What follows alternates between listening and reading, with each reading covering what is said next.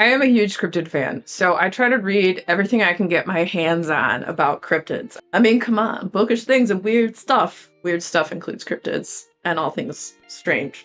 And if you're interested in these shirts, I'll have a link down below where you can get one. The book we're going to talk about today is Confirmed Sightings, and it has 3 stories in it, all cryptid themed, and there's 3 different authors. And that is P.L. McMillan, Bridget D. Brave, and Ryan Marie Ketterer. And there's a foreword done by Laurel Hightower. If you don't know who Laurel Hightower is, she wrote a book called Below. She has several other books out, which are fantastic. Below features my favorite cryptid, Mothman. We tie our cryptid family together with a foreword by her, which is quite fantastic. Like, I always like to read forewords and afterwords in books. I'm going to read you a little bit of the introduction too as well, just because I thought it sets the stage for this 3 different stories about cryptids, which are quite fantastic. Cryptids change lives. Maybe not every life. Some people wander this earth their allotted years without giving it much thought. There's a bit of a stigma to the belief in them, isn't there? Convention of Sasquatch hunters or Nessie lovers might give the broader populace a bit of a giggle. Who are these people who give up their time and money, not to mention their dignity, to run through the underbrush or backwoods deserted farms, who spend their days and nights with a camera trained on a single shot, their eyes aching with the desire to see, to know once and for all? Don't they know how silly it all is? But that's people as a homogeneous mass. We have a tendency to laugh off things that we cannot explain and dismiss all of those who believe, with or without proof. No one wants to be seen as a pitiable weirdo, so they shrug it off in front of others. I don't. I wear my weird, loud, and proud. I'll tell you that I'm into all this stuff. Start talking to individuals, though, and you'll be surprised at how many people have a story to tell. And it's true. If you've been around the channel, you know that I go to paranormal conventions and that I'm super into weird stuff. My t-shirts even say it. There's a UFO here and there's a Mothman down here. I like weird things. I'm into it. If people think I'm weird and, don't want to hang out or talk to me, they're not worth my time anyway, so whatever. So anyway, let's talk about confirmed sightings and these 3 wonderful stories. The first story is called A Piazza for Christmas by Bridget D. Brave, and it's about the piazza bird. I don't know if I'm saying that right. Piazza? There's no T in it, so it's probably piazza. This is a supposedly ancient creature of yore, and in this story, there's this makeup blogger, Casey, and she is doing community service one day, and she is by this ancient painting that's on this big rock. She thinks it's graffiti, so she goes to spray it off, and then the corrections officer, whoever's watching them or supervising them, is like, hey, don't do that. Well, when she does that, it releases this ancient god or entity, the piazza bird. Piazza bird. I'm gonna kick myself for how I'm saying this word. I don't know how to say it. Piazza, I will also say, is interwoven through all the stories in this book, so I thought that was kind of a cool thing that they all had that interwoven. And so she releases it, and they end up starting a relationship together.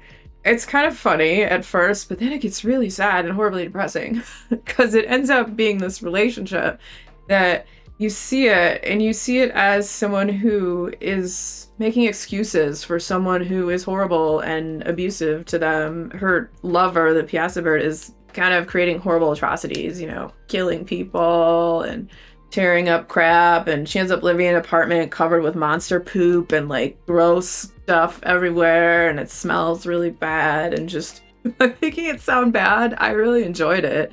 It's effed up. It's humorous and sad. It's like a dark humor to it. It's also relatable. You see that with people who have been in bad relationships and how they can be completely delusional and to make up excuses for the person that they're with and when not seeing them clearly. And that was quite the interesting story to kick it off.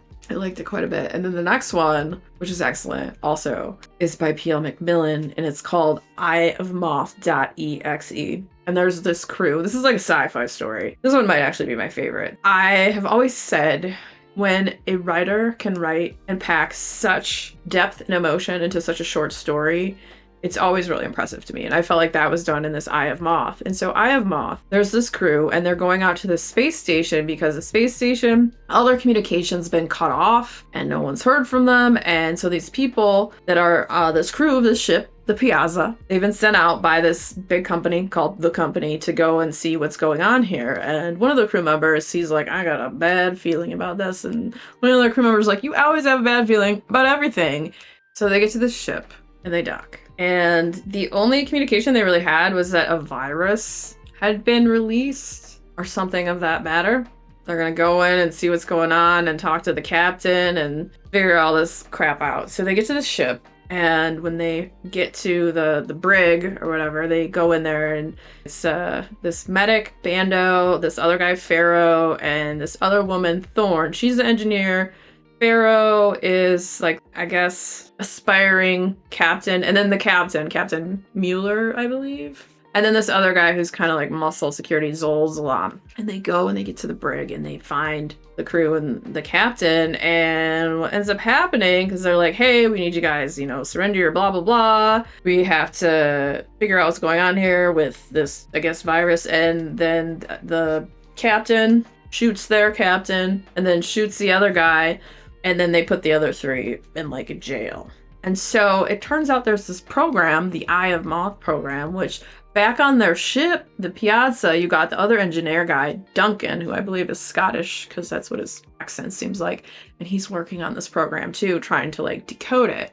But it seems like this program is bad news, like a virus. And the people who have seen it, they all talk about like end times, nothing matters, and like everyone kind of reacts to it different. All these people who see the program. These one people, like the captain and whatnot, they're not going to let these people go because they want to take some stuff from their ship, and they know that the company's up to no good or something like that. And then some of these other people started this weird cult of the Eye of Moth, I guess. And then, there might be a rogue Mothman running around the ship murdering people. So it's a crazy story. It's weird where it goes. And it was so good. It was so emotional. And you have the two characters in it that were like the main characters were Thorn, the engineer, and then Pharaoh. And they both had gone to school together. And Pharaoh was a complete jackhole. And Thorn frickin' hates him. And just to see their dynamic and what happens when they have to rely on each other to try to survive, and then how the ending is, and what happens. Do they escape the space station and get back to their ship? Are they able to save anyone? OMG. It's crazy, and it's great. And then the last story. That one's by Ryan Marie Ketterer, Once Upon a Time in Taru. And this is a place where everyone is a cryptid. There's Mothmen, there's Jersey Devils, there's a Bigfoot, there might be a Piazza bird. Throughout this, there are people who believe it exists, but they're not sure. And there's a club that hunts the Piazza bird. There's also all these other cryptids whose names I can't pronounce. And there's jackalopes, and there's kraken, and mermaids. And so you have a town full of cryptids. And you have a detective, or you have a police foot, which is the town's only Bigfoot, Orissa. And her and these two other characters. One is named Malse. He is a Jersey Devil. He's involved with the mafia. And then you also have their old friend Rain, who was a jackalope who married some rich guy and moved off to the rich part of town and never really talked to them again and whatnot. And they all kind of went their separate ways.